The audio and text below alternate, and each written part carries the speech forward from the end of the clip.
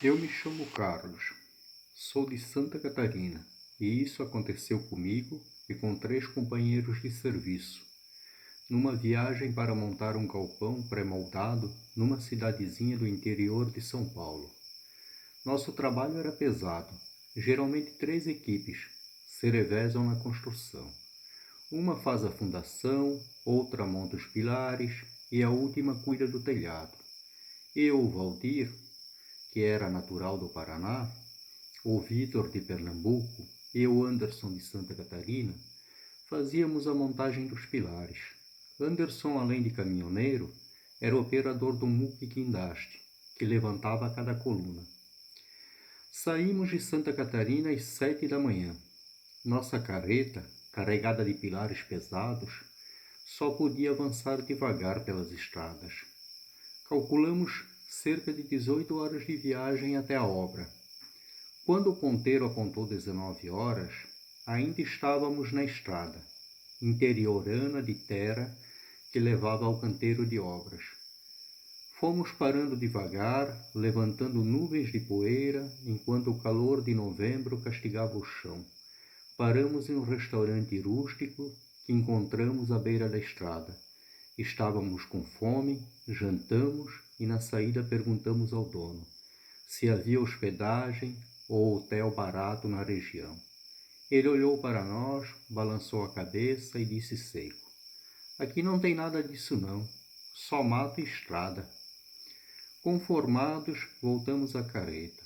Depois de rodarmos mais uma hora, avistamos um posto de combustível desativado, com amplo estacionamento de terra ao lado. O posto todo de concreto exibia rachaduras e letreiros apagados. Dava para ver que estava fechado há muitos anos. Silêncio absoluto. Em toda a volta, somente mata fechada e a estrada empoeirada, por onde às vezes passava um carro a cada hora. Anderson encostou a carreta no meio do estacionamento. Na gabine ficava o motorista, dormindo em seu dormitório interno. Victor escolheu esticar-se nos próprios bancos. Eu e Valdir decidimos improvisar um acampamento debaixo da carroceria. Trouxemos colchões e roupa de cama que levaríamos para o galpão da obra, onde dormiríamos durante a montagem, e montamos nossas camas improvisadas sob a estrutura. Era uma noite quente de lua cheia, mas soprava uma brisa fresca que aliviava o calor. Nós 4 nos sentamos à luz prateada do luar, conversando e compartilhando uma garrafa de aguardente, que ia de mão em mão. Ríamos alto, trocando histórias, esperando o sono surgir. Foi quando ele apareceu, um homem magro e alto, de olhos profundos e expressão fechada. Surgiu do nada, usava calça jeans, camisa xadrez e botas por cima da calça. Em uma das mãos sustentava um enorme pedaço de madeira surada, como um cacetete. Aproximou-se com passos lentos, olhando com desdém para nós. "Me chamo Manuel", anunciou, voz rouca e arrastada. "Sou o guarda deste posto. Cuido dele há mais de 10 anos, mesmo depois do fechamento." Seu tom era autoritário, como se tivesse poder para nos afastar dali. "Não é lugar para dormirem", avisou, e continuou. Inventou que no mato, vez ou outra, aparece uma onça. Sabíamos que tudo ali era mato. Não havia cercas, casas, nem luz além do luar. Desconfiamos da história, mesmo sabendo que era comum escutar relatos de avistamento de onças naquela região. Mas estávamos cansados, meio bêbados, e com nossas camas prontas debaixo da carreta. Afastamos o alerta como bombagem. Manuel bufou. "Então tá, eu avisei. E avisa amigo é."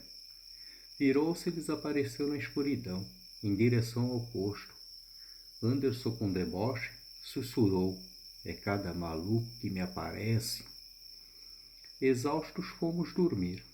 Victor e Anderson subiram para a gabine e eu e Valdir nos acomodamos sob o chassi.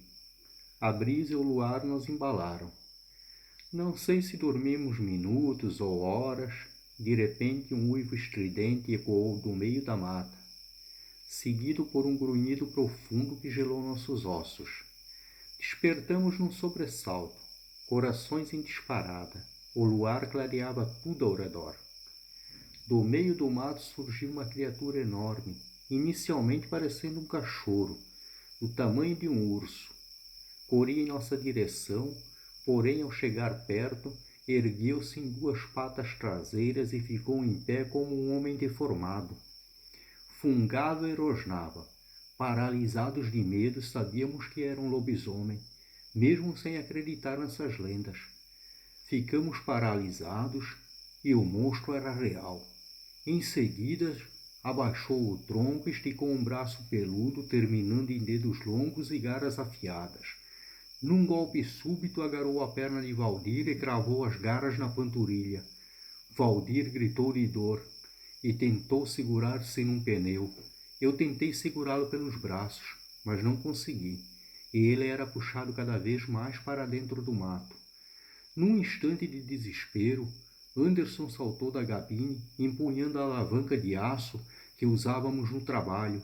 Desferiu um golpe com força total, mirando a cabeça da criatura. Errou por pouco, acertou a perna e o som de osso quebrando ecoou na noite. O lobisomem soltou Valdir e, com um uivo agudo e grunhido que fez o nosso sangue gelar, recuou, fugindo para o interior da mata. Trancamo-nos na gabine, improvisamos um curativo de emergência na perna ensanguentada de Valdir, com uma camisa rasgada, e ficamos ali, respirando com dificuldade até o amanhecer. Anderson dizia estar cansado demais para dirigir, mas ninguém conseguiu pregar o olho. Com o primeiro clarão, recolhemos nossas camas e partimos rumo à cidade da obra.